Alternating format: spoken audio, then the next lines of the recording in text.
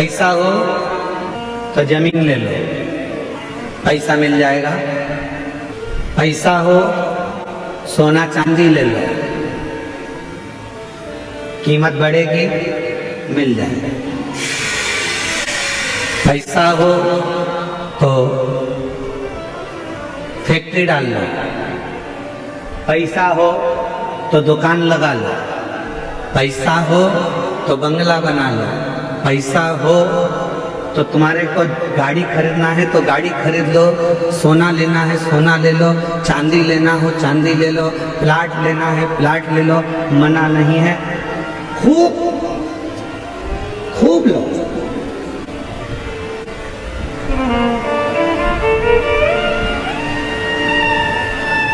पर सोना लेने से पहले, गाड़ी लेने से पहले, बंगला लेने से पहले, जमीन लेने से पहले, फैक्ट्री डालने से पहले एक लोटा जल शिव को चढ़ाना प्रारंभ करो।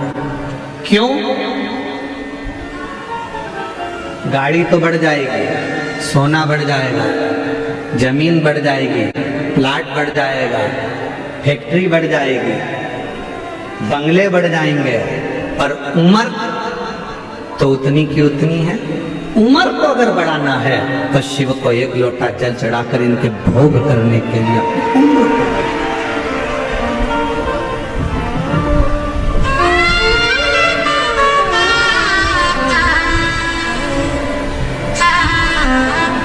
यदि आपने सोना खरीद भी लिया और उसका भोग नहीं कर पाए तो क्या मतलब? जमीन खरीद भी ली और उस जमीन का भोग ना कर पाए तो क्या मतलब?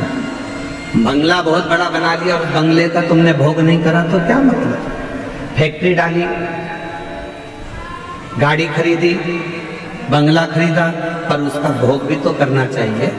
तो भोग करने के लिए तुम्हारी उम्र बढ़ना जरूरी है, और उम्र बढ़ाना के लिए सबसे सुंदर तरीका है, उम्र यदि बढ़ाना है तो 3 जगह पर बैठना चाहिए। जिस व्यक्ति को अपनी उम्र बढ़वाना है, जिस व्यक्ति को अपनी उम्र बढ़ाना है और जिस व्यक्ति को अपने जीवन में सुख पाना है तो 3 जगह पर बैठना प्रारंभ करो। पहले नंबर पर अपने माँ बाप के पास में जाकर थोड़ी देर बैठना प्रारंभ करो, उनका आशीर्वाद मिलेगा, उम्र बढ़ना प्रारंभ। कुछ देर अपने माता पिता के पास में जाकर बैठो तो तुम्हारी उम्र बढ़ेगी। दूसरे नंबर पर उम्र बढ़ाना चाहते हो, वैभव चाहते हो, तो मेरे देव अधिदेव महादेव के शिवालय में, मंदिर में, कथा में थोड़ी देर जाकर बैठना प्रारंभ करो, तुम्हारी जिंदगी का सुख प्राप्त होगा। तीसरे नंबर पर अपने सतगुरु के चरणों में, अपने गुरु के चरणों में, अपने गुरु महाराज के चरणों में जाकर थोड़ी देर बैठना प्रारंभ करो। थोड़ी देर 3 जगह पर बैठने पर व्यक्ति कभी खाली नहीं उठता। 3 जगह पर बैठने पर व्यक्ति कभी खाली नहीं उठता। पहले नंबर पर है माता पिता के चरणों में बैठेगा तो कुछ ना कुछ लेकर उठेगा, भले वो आशीर्वाद लेकर उठे चाहे कुछ लेकर उठे।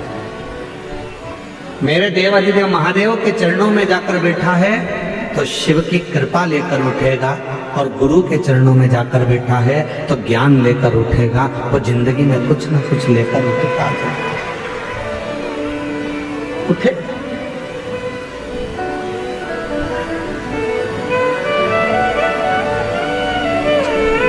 आज के व्यक्ति के पास में सब कुछ है। ऐसा कोई व्यक्ति नहीं जिसकी जिंदगी में भगवान ने धन नहीं दिया। हम आपसे पूछें, जब से आपने शिव महापुराण की कथा को सुनना प्रारंभ करा, जब से आपके घर के व्यक्ति ने 1 लोटा जल शंकर को चढ़ाना प्रारंभ करा, उसके बाद का समय निकालो और उसके पहले का समय निकालो। जब आप शंकर के मंदिर नहीं जाते थे, शिव जी को 1 लोटा जल नहीं चढ़ाते थे, शंकर की आराधना नहीं करते थे, शिव जी की कथा नहीं सुनते थे, उसके पहले का समय निकाल कर देखना कि कितना कष्ट का समय था।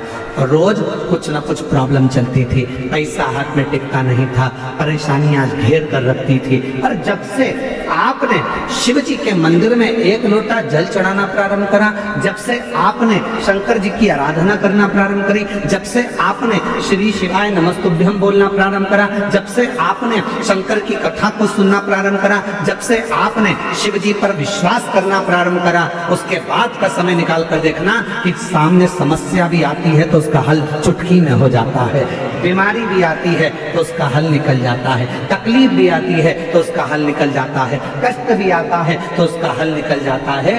क्यों? क्योंकि आपने पूर्ण भरोसा, आपने पूर्ण विश्वास शंकर पर कर लिया, आपने पूर्ण भरोसा देवाधिदेव महादेव पर कर लिया। और जिस व्यक्ति ने अपनी जिंदगी में शिव पर भरोसा कर लिया तो उसके जीवन के सारे दुख, सारी तकलीफ, सारा कष्ट, सारी बीमारी देवाधिदेव महादेव की हो गई। उसने अपनी जिंदगी को साथ